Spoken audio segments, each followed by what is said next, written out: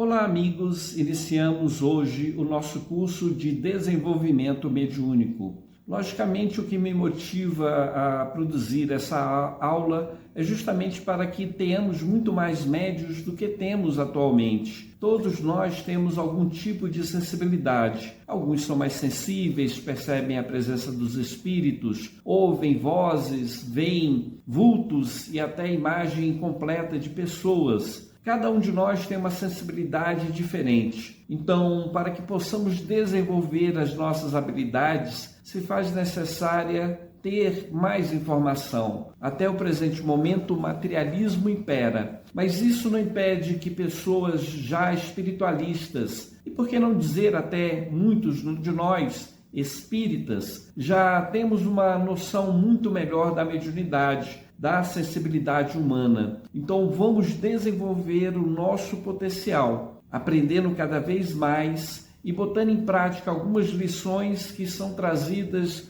por pessoas que já experimentam a mediunidade. Para começar, temos que lembrar que existem inúmeras dimensões e a dimensão dos encarnados não é a única. Paralelo ao mundo que vivemos, existe espíritos em diversos graus de evolução, cada um em corpos adequados à dimensão em que estão. Enquanto eu estou conversando com vocês, logicamente eu vou fazer inúmeros comentários, mas eu me baseio na leitura do livro Manual de Desenvolvimento Mediúnico, livro de minha autoria. Como falei, não é ele o único material que eu uso, mas para facilitar a minha vida, ele vai ser o meu livro guia. Não lerei todas as partes, mas lerei aquelas partes significativas para a aula do dia. Como falei, existem inúmeras dimensões. Os suicidas convivem com outros suicidas. Os desequilibrados do sexo convivem com outros desequilibrados, que possuem o mesmo vício. Os religiosos vivem com outros religiosos. E os músicos com outros músicos. Eu sei que a explicação é tosca, mas é apenas uma forma didática de explicar o assunto. Existem inúmeras dimensões no mundo espiritual e todas elas guardam uma sintonia com os espíritos que possuem os mesmos dons ou os mesmos defeitos. Isso é importante para nós compreendermos, porque de acordo com a nossa sintonia, nossa concentração, podemos estar ligados a uma linha, ou melhor dizendo, uma dimensão espiritual. Em um mesmo lugar podem existir várias dimensões ao mesmo tempo. As pessoas mais sensíveis escutam o eco de outras dimensões, sentem influência, porém permanece cada um em sua realidade. Se nós estamos em dimensões paralelas, isso quer dizer que aqui na dimensão dos encarnados podem existir espíritos mais evoluídos ao lado de espíritos mais atrasados. Eles podem até se ver, mas na maioria dos casos eles não chegam a nem se encostar, não conseguem trocar palavras ou experiência, pois cada um funciona em uma dimensão diferente, em uma vibração diferente. Assim como nós encarnados estamos na dimensão dos encarnados e ao nosso lado tem espírito que influencia o nosso pensamento, mas nós não vemos esses espíritos. Assim também acontece no mundo espiritual. Um espírito mais atrasado muitas vezes não enxerga um espírito mais evoluído. Pode sentir até a sua presença, porém o espírito evoluído só vai se fazer presente se ele se materializar. Dimensões diferentes, sintonias diferentes. Assim, nas dimensões espirituais, existem cidades espirituais dos índios, dos preto-velhos, dos caboclos, dos traficantes, dos estudiosos, dos orientais, dos músicos e muito mais. Tudo ao mesmo tempo, podendo ser no mesmo lugar. É claro que espíritos superiores ocupam camadas superiores do nosso planeta e espíritos inferiores ocupam camadas inferiores do nosso planeta. Veja bem, para o espírito não há barreira. Ele pode atravessar uma parede, uma pedra, pode atravessar o fogo e o frio sem que isso os incomode. Não há nada que impeça que os espíritos estejam no fundo do mar ou debaixo da terra. Existem, inclusive, camadas da terra em que abrigam regiões umbralinas e trevosas. Dizem os bons espíritos que o abismo, que é a morada dos espíritos piores da Terra, se encontra no núcleo da Terra. Assim, todas as camadas podem ser ocupadas pelos espíritos, de acordo com a sua evolução. Eu não sou de Umbanda, porém eu gosto de dar o exemplo da Umbanda para falar das dimensões espirituais, dessas linhas espirituais que podem existir. Me perdoem os irmãos umbandistas se eu cometer alguma gafe ou algum erro. A Umbanda possui 7 linhas, isto é, o que aprendemos com os próprios umbandistas. Na verdade, as linhas são dimensões e as dimensões, assim como as linhas, são infinitas. Isso quer dizer o seguinte, que embora os nossos irmãos umbandistas falem 7 linhas, existem muito mais linhas porque existem muito mais dimensões. O que eles chamam de linhas simplesmente foram aquelas que se manifestaram no planeta Terra. Vai iniciar o trabalho de sintonia, ele declara que está aberta a sessão, faz a prece de costume e evoca as forças superiores. Isso nós espíritas também fazemos. Fazemos a nossa prece inicial. Muitas vezes a gente faz todo um preparativo, ou seja, prepara o ambiente de maneira a se tornar um ambiente mais harmônico. Em determinado momento, iniciamos a nossa atividade. Logicamente, como nós somos falhos, chamamos a presença de irmãos superiores, irmãos espirituais. Logo em seguida, os irmãos de Umbanda, eles entram em sintonia com aquele grupo de espíritos na qual eles querem sintonizar. Para isso, eles cantam, evocam os guias e os médios pensam nos espíritos com os quais já estão acostumados. Ocorre a primeira incorporação, ocorre as primeiras incorporações. Isso quer dizer o seguinte, quando os irmãos de Umbanda querem evocar os pretos velhos, eles começam a orar, cantar música dos pretos velhos e desta forma todo mundo sabe que eles estão preparando o ambiente para receber os nossos companheiros espirituais, os pretos velhos. E nesta hora os médios também lembram daqueles espíritos que eles já estão acostumados, que já incorporaram e novamente estão evocando a esses espíritos de maneira a permitir que eles se manifestem. Com o espiritismo não é muito diferente. Nós preparamos o ambiente, fazemos a nossa prece inicial e quando temos um trabalho direcionado para os suicidas, já fazemos prece para eles. Todos os médios e participantes sabem que o trabalho será direcionado para eles. E de pouco a pouco os médios sintonizam com aqueles espíritos que têm este problema, que têm esta necessidade. E assim ocorre o preparo do ambiente e a evocação mental dos médios que entram em sintonia com os espíritos sofredores, necessitados de apoio espiritual. Continuando falando de Umbanda, no mundo astral terreiro se modifica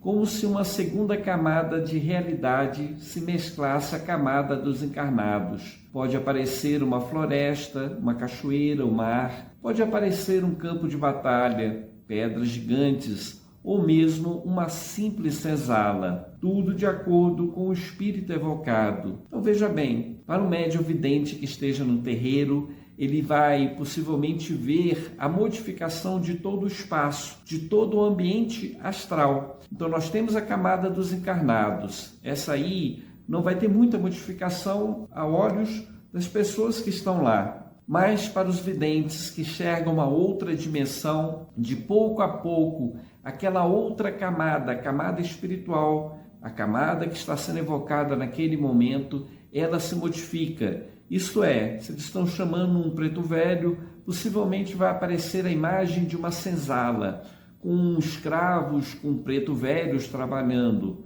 Se eles estão chamando um caboclo, provavelmente o ambiente que será visto por um vidente será de uma floresta. Já no espiritismo, quando a gente evoca os nossos irmãos suicidas, provavelmente o ambiente que será visto pelos nossos irmãos videntes será de pessoas em cavernas, locais escuros, em pântanos, com a predominância de espíritos suicidas. Se o trabalho for direcionado os nossos irmãos com desequilíbrio sexual, o trabalho num centro espírita, eles também se modificam, o ambiente espiritual se modifica, o ambiente dos encarnados continua o mesmo, porém o ambiente no mundo espiritual se assemelha a um cabaré, a um local de orgia, um local de depravação sexual, e os espíritos que lá se manifestam aos olhos do vidente provavelmente são espíritos ligados ao sexo,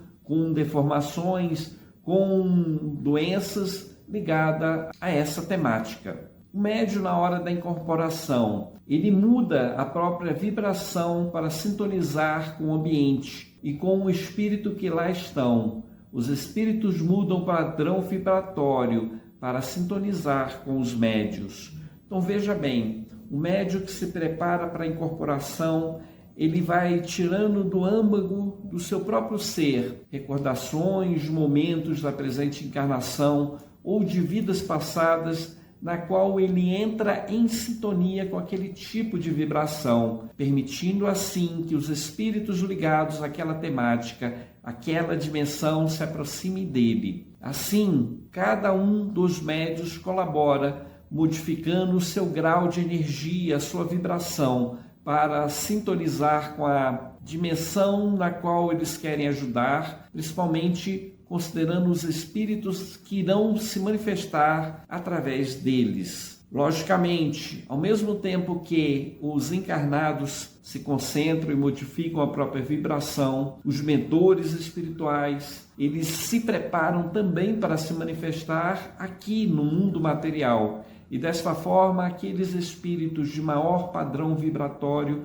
modificam a vibração de maneira a entrar em sintonia com os médios. Já o caso dos espíritos desequilibrados, muitas vezes doentes, não o fazem de propósito. Eles não têm a boa intenção de sintonizar com o médium. Muitas vezes eles são contrários a essa manifestação, porém com a ajuda dos mentores espirituais, que muitas vezes servem de intermediários. Algumas vezes eles incorporam conjuntamente com o espírito, de maneira que é uma dupla incorporação.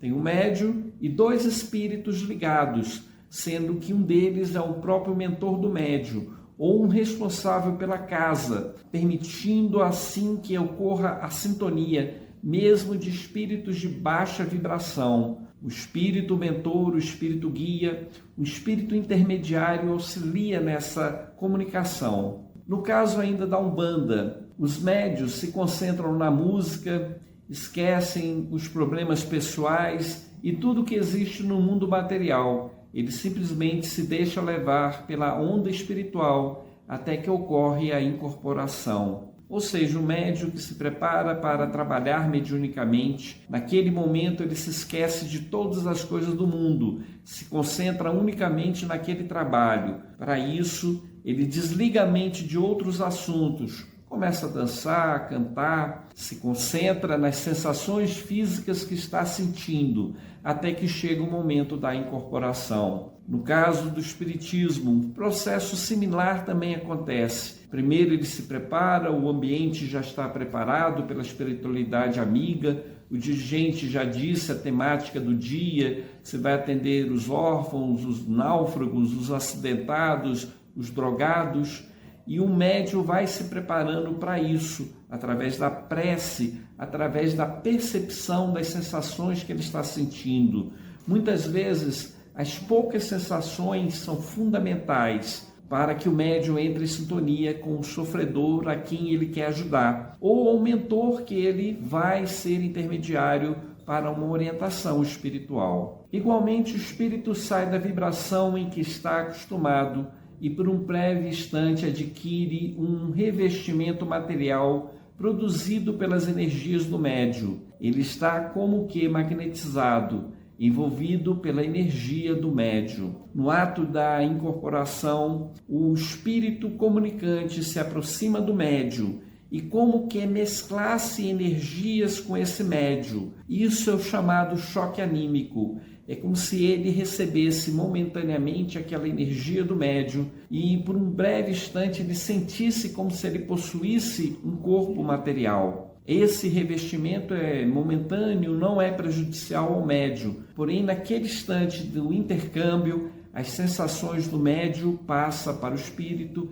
e as sensações do espírito passam pelo médium. Não confunda as minhas palavras, não é necessário entrar dentro do médium para ocorrer essa ligação. O que ocorre é um envolvimento magnético de parte a parte. Isso significa que os centros de força de um e de outro estão em ligação, em sintonia. A ligação do centro de força coronário permite que ambos compartilhem pensamentos, a ponto que não sabemos de onde é o pensamento, se do espírito ou do médium. A ligação do centro de força frontal permite que o espírito veja a nossa dimensão como se estivesse encarnado e permite ao médium perceber o mundo espiritual, no caso, se o médium também for vidente. O centro de força laríngeo facilita a comunicação. Então, a fala é acionada principalmente no centro de força laríngeo.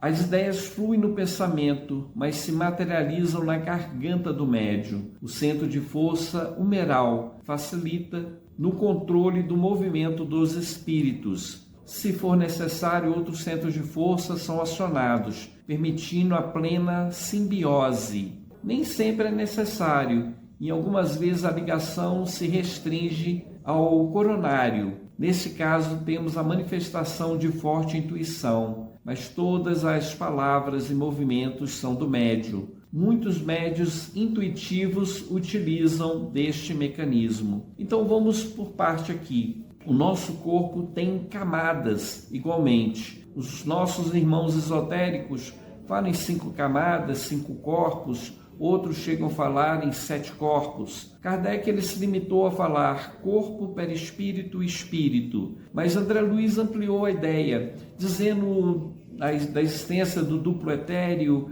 do corpo astral. De uma forma ou de outra, a gente pode considerar o seguinte, que nós temos um corpo material e em volta desse corpo material existem energias que se propagam, que é o nosso corpo áurico. E nesse corpo áurico, nesse corpo perispiritual, nós temos centros de força, que são os chakras ditos no Oriente. Cada chakra é especializado em uma parte da nossa saúde, da nossa sensibilidade, da nossa mediunidade. Eles são fundamentais na nossa vitalidade. Um chakra desorganizado pode provocar doença, problema do coração, do fígado, do estômago. Então é necessário que estejamos bem equilibrados. E esse equilíbrio de saúde nossa vai se refletir na harmonia do nosso chakra, do nosso centro de força. Muitas vezes é necessário tomar o passe para realinhar, para limpar, purificar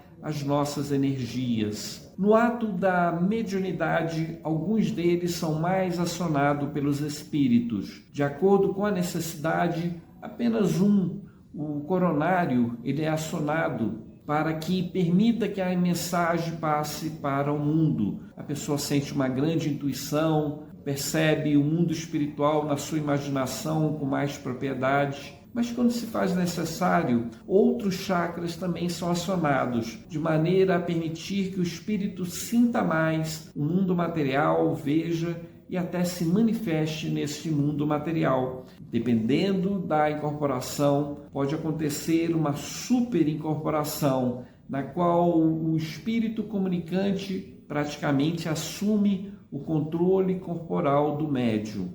Em outros casos, que é o mais comum, apenas alguns centros de força são acionados, permitindo, no caso da psicografia, que o médium movimente a mão, no caso da vidência, que a capacidade do chakra frontal, da vidência, se dilate. Enfim, de acordo com a necessidade dos espíritos e a capacidade do médium, mais ou menos chakras são acionados. O espírito não necessariamente entra dentro do nosso corpo. Até poderia, porque os espíritos atravessam qualquer coisa. Mas essa ligação é de chakra a chakra, de centro de força a centro de força, permitindo um intercâmbio biopsíquico-magnético. O mesmo fenômeno podemos encontrar em outras religiões. Grupos de evangélicos incorporam entidades que dançam e profetizam utilizando o mesmo mecanismo. Não é porque mudou a religião que o mecanismo deixou de ser o mesmo. Tanto faz na Umbanda, no Espiritismo, nas religiões evangélicas, o fenômeno é o mesmo. Em um centro espírita encontramos fenômenos parecidos. O dirigente faz a prece, inicia o trabalho de intercâmbio, sintoniza as regiões umbralinas e os médiuns evocam os espíritos que lá estão. Pode ser os suicidas, os alcoólatras, os viciados do sexo, não importa. O que o dirigente faz é direcionar a atenção dos médiuns para essas dimensões espirituais. E quando ele não faz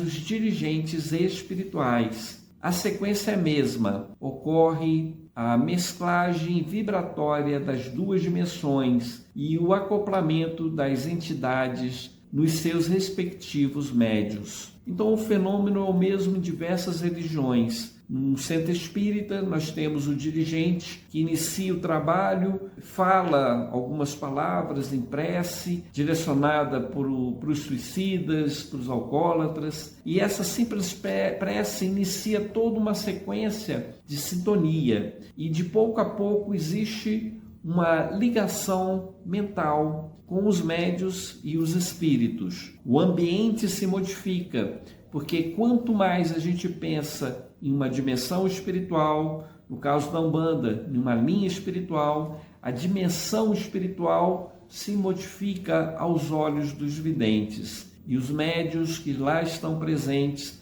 vão sintonizar com os espíritos que estão naquela vibração, permitindo assim o trabalho tanto da Umbanda quanto do Candomblé, tanto do Espiritismo como da Igreja Evangélica. Todos eles sintonizam com os espíritos com quem quer comunicar. E o ambiente da igreja, o ambiente do templo espírita vai se modificando, permitindo que aquela energia do mundo espiritual propague, reverbere na dimensão dos encarnados. Quando falamos em sintonia, temos que nos lembrar dos dois aspectos. Primeiro, o ambiente e segundo, os espíritos. Na Umbanda, utiliza-se do defumador, do cheiro de ervas, do som do tambor. No centro espírita, utiliza-se da prece, da música, da lembrança dos espíritos que se quer evocar. Veja bem, muitas vezes as pessoas falam que não se deve evocar no espiritismo, mas a gente faz isso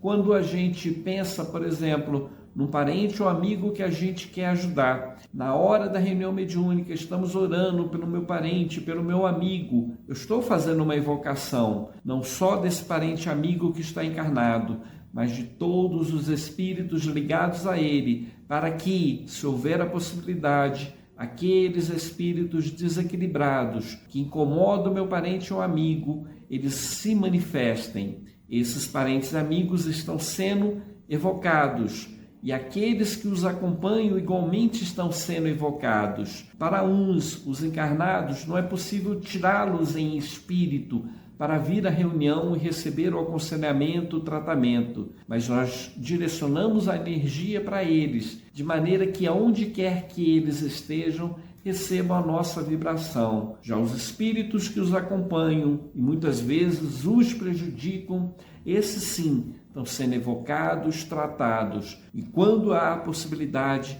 são conduzidos para outros locais de tratamento e estudo. A manifestação ocorre quando o médium aprende a calar o pensamento e se deixa levar pela sensação espiritual. Pode ser na dança, no movimento da mão, na vontade de falar uma palavra, escrever uma palavra, não importa. O médium aprende a perceber o mundo espiritual e, o que é mais importante, se entrega a essa influência. Então, as manifestações espirituais acontecem no mundo material quando o médium consegue perceber o que não é dele e ele se deixa levar por aquela energia, por aquela sensação. Nós falaremos muito mais a respeito da incorporação em breve. No momento, vamos concentrar a nossa atenção na sintonia. Muito obrigado. Esta foi a nossa primeira aula. Espero contar com você na nossa próxima aula. Até a próxima. Que Deus abençoe a todos nós.